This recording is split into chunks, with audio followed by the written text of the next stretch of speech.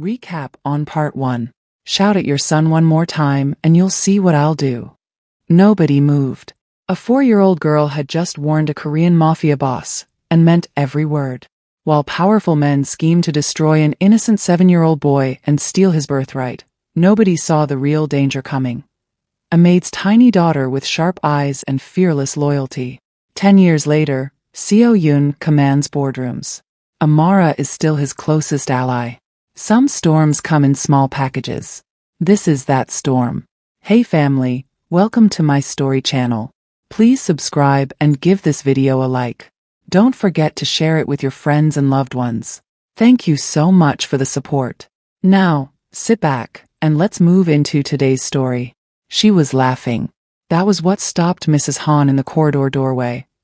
Not the fact that the two of them were in the library together. Not the late afternoon light falling across the books. Not even the way they were sitting closer than necessary for two people simply sharing a table. It was the laugh. Amara had her head thrown back, hand pressed over her mouth, trying to contain it. Seo-yoon was leaning toward her, one hand over hers on the open page, saying something too low for Mrs. Han to hear. And then laughing too, quietly, the way people laugh when they've forgotten anyone else exists. Mrs. Han stood there for exactly 3 seconds. Then she walked away without a word. But her expression, tight, careful, something close to worry, said everything that her silence didn't. Seo-yoon was 18 now. Head of the Kong family empire, officially and completely. The boy who once couldn't find words in front of his own father now ran meetings that made grown men nervous. He was calm in a crisis, sharp in business, patient in a way that made him more dangerous than anyone who simply raised their voice. Amara was 15, taller, sharper, even more observant than she had been as a child. If that was possible. She had her mother's quiet dignity and something entirely her own. The particular fearlessness of someone who had walked into a room full of powerful men at age 4 and told them all exactly what she thought. That had never left her. What had also never left was the pull between them. It had started as protection, then friendship, then something warmer and quieter that neither of them had named out loud until the rooftop 2 months ago. Now it lived in small moments. A hand held a beat too long, a look across a room that lasted slightly past what friendship required, evenings on the rooftop that started casual and ended with both of them not wanting to leave. The mansion had noticed. The staff had noticed. And 3 days ago, someone had made a phone call to a man named Kong Byung-soo, Min-jae's oldest living uncle, a man who had sat silently through every storm this family had weathered, and told him what they had seen. Byung-soo had listened carefully. Then he had booked a car to the mansion. That morning, while Seo-yoon was in the library making Amara laugh, Byung-soo's black car was already clearing the front gate. Neither of them knew it yet. But the easiest, warmest months of their lives were about to meet the hardest wall they had ever faced. And this time, the threat wouldn't come from outside the family. It would come from inside it. Kong Byung-soo was 71 years old and had never once raised his voice. He didn't need to. He was the kind of man who could end something with a quietly spoken sentence and a patient expression. The kind of man who had watched Taeho's scheming, watched the Choi attack, watched everything this family had survived, and said nothing throughout all of it, because none of it required his personal intervention. This, he had decided, did. He sat across from Min-jae in the formal sitting room. Hands folded, back straight. Teacup untouched. "I'll come directly to the point," he said, "because I respect you too much to dress it up." Min-jae looked at him without expression. "Go ahead. Your son and the maid's daughter." Byung-soo's voice was even and gentle, the way a man sounds when he's already decided what he's saying is reasonable. "It has gone beyond friendship. The entire household can see it. I'm telling you now before it goes further. It must stop." Min-jae said nothing. Byung-soo continued. "Seo-yoon is the head of this family. Every alliance we build, every family that works with us, every decision about the future, all of it runs through his name. Who he chooses to build his life with reflects directly on everything we've worked to protect. The girl is." "Careful," Min-jae said quietly. Byung-soo paused, adjusted. The girl has no family name in our world. No standing. No history we can point to. I am not saying she is a bad person. I am saying that the position Seo Yoon holds requires a partner who strengthens it, not one who invites questions. The room was very still. I'll speak to Seo Yoon, Min Jae said finally. Byung-soo nodded, satisfied. Good.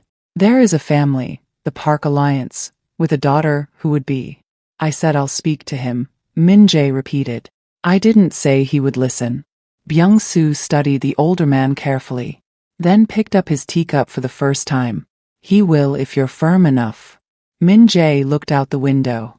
He said nothing else. That evening, Seo Yoon found the atmosphere in the mansion different, in a way he couldn't immediately name. Staff moving more quietly. Mrs. Han avoiding his eyes. His father's study door closed when it was usually open. He went to the rooftop. Amara was already there. Something happened today, she said without looking up from the skyline. How do you know? Because Mrs. Han looked at me 3 times at dinner and looked away each time. She only does that when she's keeping something from me. She finally turned to him. What was it? Seo Yoon sat beside her. He considered lying. He had never once successfully lied to her. My great-uncle came, he said. About us. Amara's expression didn't change. But something behind her eyes did. What did he say? What people always say about things they don't understand. He held her gaze. It doesn't matter. Seo Yoon. It doesn't matter, he said again. Steady. Certain. Amara looked at him for a long moment, then looked back at the skyline. She didn't argue. But she didn't agree either. The arranged dinners started the following week. Byung-soo moved quietly, efficiently, the way experienced men do when they believe they're simply correcting something that got out of hand. A dinner here. A family visit there.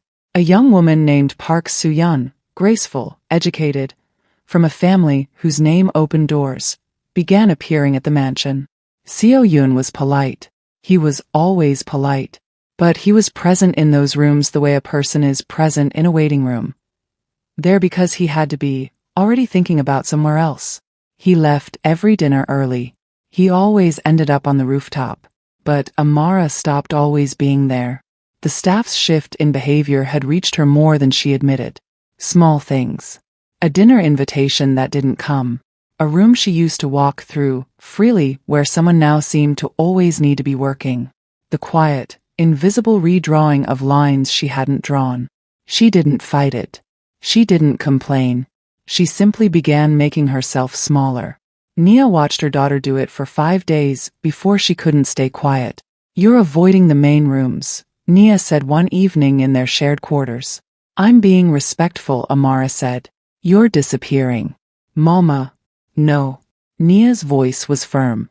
The same voice that had once told a 4-year-old not to go near Mr. Kong, and been completely ignored. I have worked in this house for 11 years. Ironed the same man's shirts while he learned to be a father. I watched you stand in front of him when you were barely walking properly.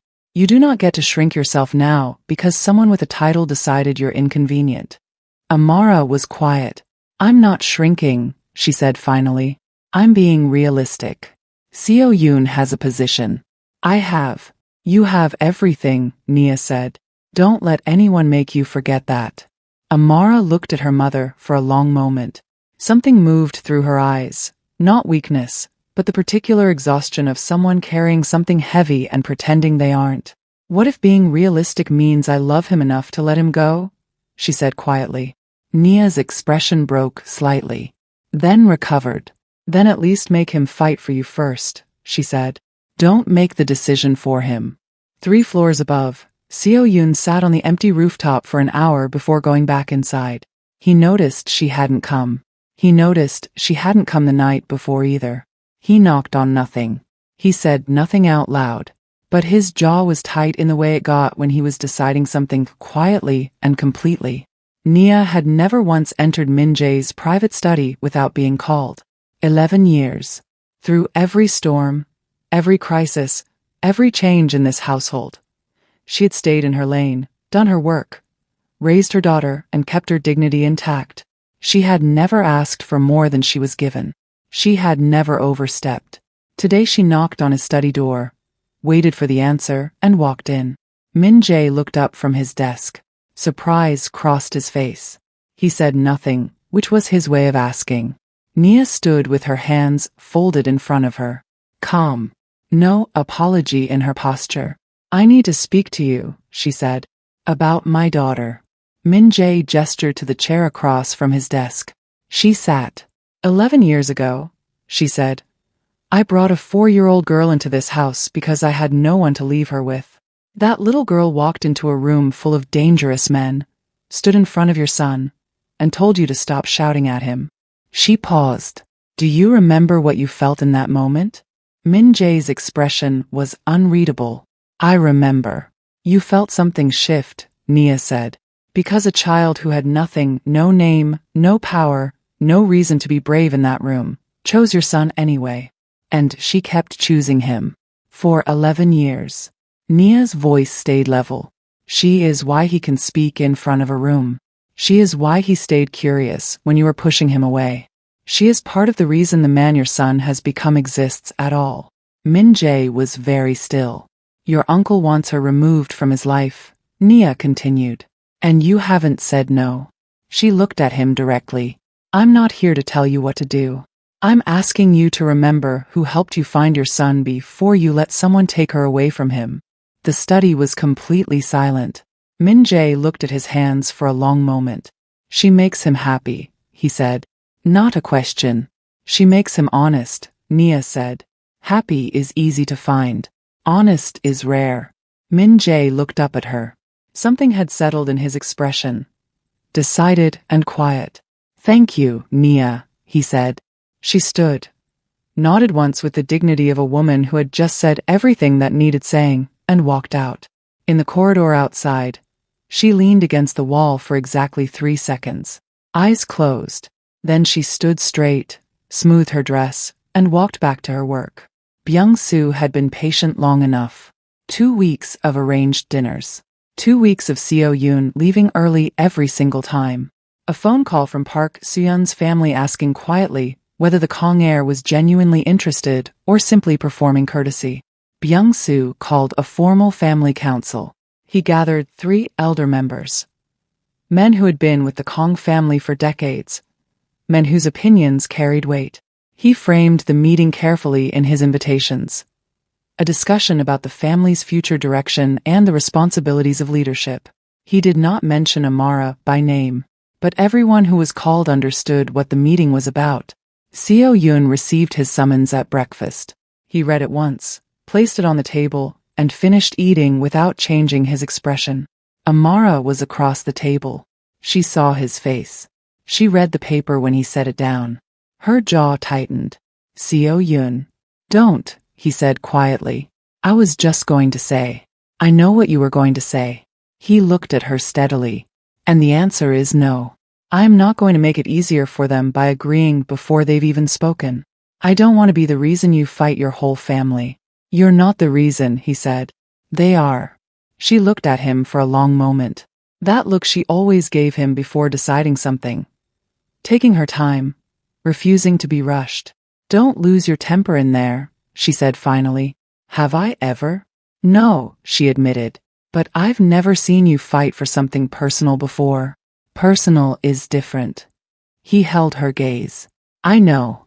The council room felt different with Byung-soo at the far end of the table. 3 elder men arranged carefully. Byung-soo at the center. Min Jae seated to the side. Notably, not at the head. Leaving that position empty and waiting. Seo-yoon walked in alone, sat down, and waited. Byung-soo began. He was measured, reasonable, thorough. He spoke about legacy, about alliances, about what the head of a family of their standing owed to their name. The girl is not the issue, Byung-soo said carefully. Her character is not in question. What is in question is whether the heir of this family can afford to let personal attachment override strategic responsibility. The 3 elders nodded. Seo-yoon sat through every word without moving. When Byung-soo finished, He looked at Seo Yoon with the expression of a man who believed he had made an irrefutable case. Your response, he said. Seo Yoon looked at him calmly. I'll need a moment, he said simply. He stood, walked to the empty chair at the head of the table, and sat down in it. Seo Yoon sat at the head of the table. He had never once sat there before. That was Min Jae's seat, always. But Min Jae had left it empty tonight. And Seo Yoon understood, in the way he understood most things quietly and completely, that it had been left empty on purpose. He looked at every face around the table, slowly, without hurry. Then he spoke. When I was 7 years old, he began, I stood in this family's main hall next to a shattered ornament and could not find a single word to defend myself. Not because I was guilty, I wasn't, but because I had been made to believe that nothing I said would matter. He paused. Every person in this room knew that boy existed. None of you said anything. The elder men shifted slightly in their seats. A 4-year-old girl walked across that room. Seo Yoon continued, voice steady, spread her arms in front of me, and told my father to stop shouting at his son. She had nothing. No name in this family, no power, no protection.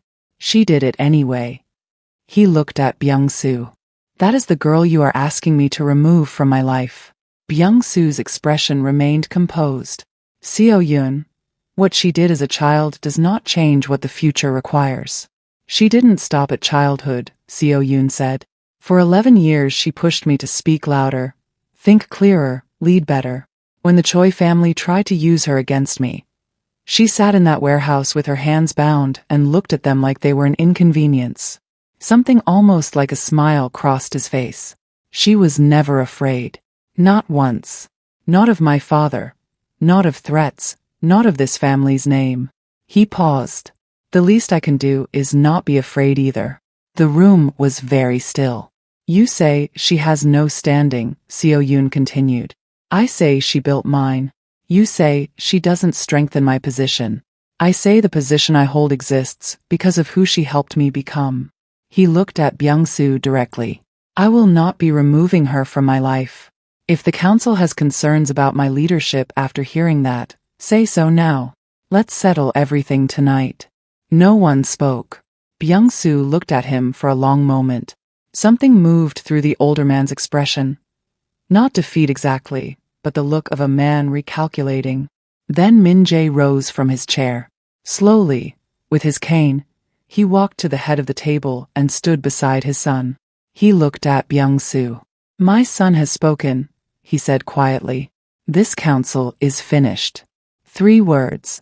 Byung-soo held Min Jae's gaze for 5 full seconds.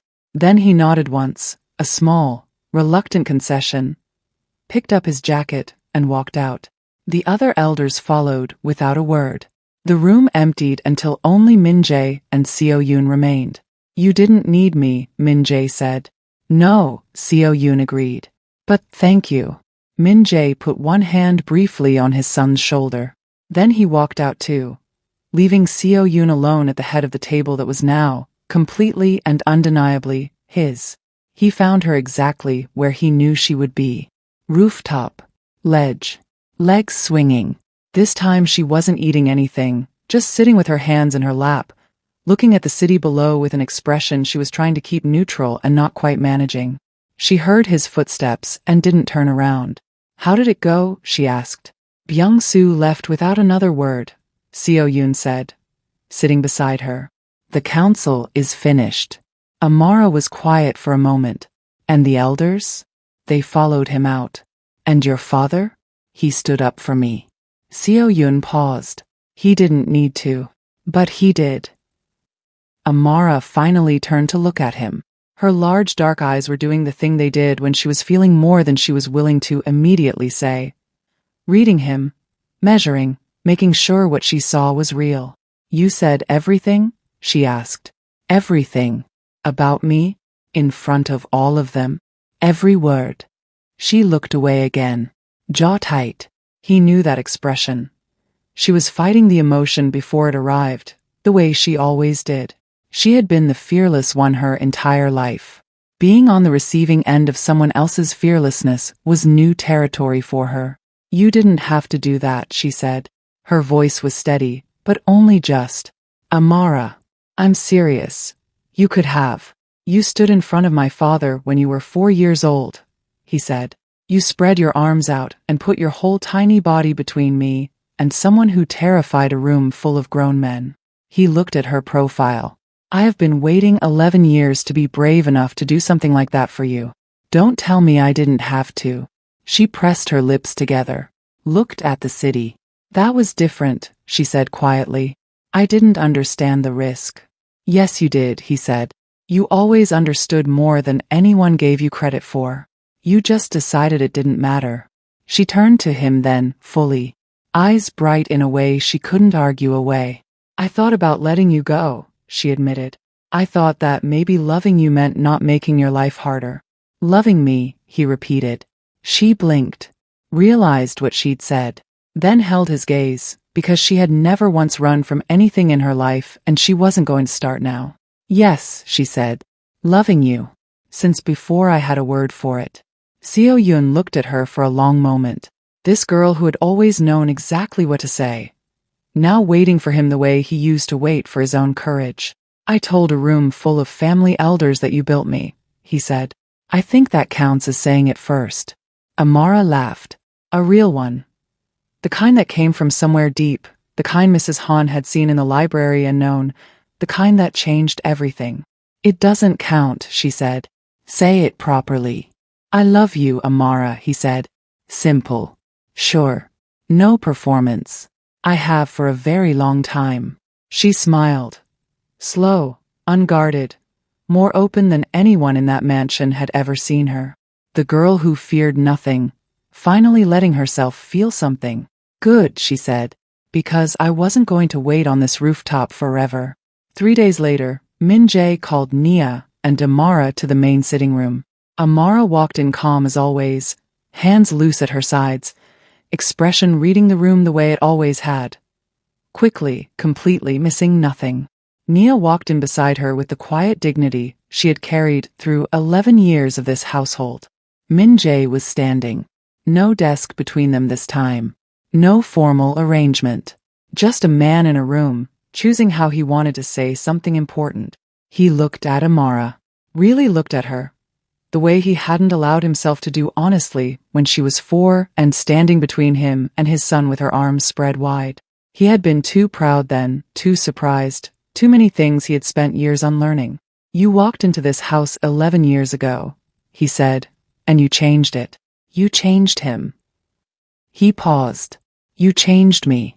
I have never said that out loud, and I should have said it a long time ago. Amara held his gaze without flinching. The same way she always had. I know, she said simply. Nia made a small sound beside her. Min Jae almost smiled. You have been part of this family since the first day. I am simply making it official. He looked at Nia. Both of you. Nia's composure, iron solid through every hard thing this house had put in front of her, broke completely and quietly. She pressed her fingers to her lips, eyes filling, saying nothing because there were no words organized enough for what she was feeling. Amara reached over and took her mother's hand. She didn't cry. She never cried. But her fingers tightened around Nia's and stayed there. Thank you, Nia managed. Thank your daughter, Min Jae said. She earned it first. Later that afternoon, the mansion felt different. Lighter in a way that had nothing to do with the weather. Staff who had been careful and quiet for weeks moved normally again. Mrs. Han hummed something in the kitchen for the first time in longer than anyone could remember. Seo Yun found Amara in the garden, sitting under the same tree where she had first asked him why he didn't play with the other children. He sat beside her. Same spot. Same tree. Same 2 people, 11 years older, completely different and exactly the same. Full circle, she said, looking at the stones still scattered on the ground nearby. Full circle, he agreed. She leaned her head against his shoulder. He let her, completely natural, like it had always been this way. I warned him, you know, she said quietly. The very first day. I told him to stop shouting at his son. A pause. I think everything that happened after that was just everyone catching up to what I already knew. Seo Yun looked down at her. What did you already know? That you were worth it, she said simply. That this family was worth it. That some things are worth standing in front of, even when you're very small. She looked up at him. I was right. He held her gaze. This girl who had never once stopped being the most certain person he had ever known. You were always right, he said. She smiled. I know. From the mansion window above, Min Jae stood watching the garden. His son. The girl who had started all of this with 2 tiny hands on her hips and absolutely no fear. He watched them for a long moment. Then he turned away from the window, walked to his desk, and for the first time in a very long time, sat down to work with something that felt like peace. And that is where their story ends. Not with a warning this time, but with a belonging that was always true, just waiting for everyone else to catch up. We've come to the end of this story. If you have been with Seo Yoon and Amara from part 1, please subscribe, hit the like button, and drop a comment below.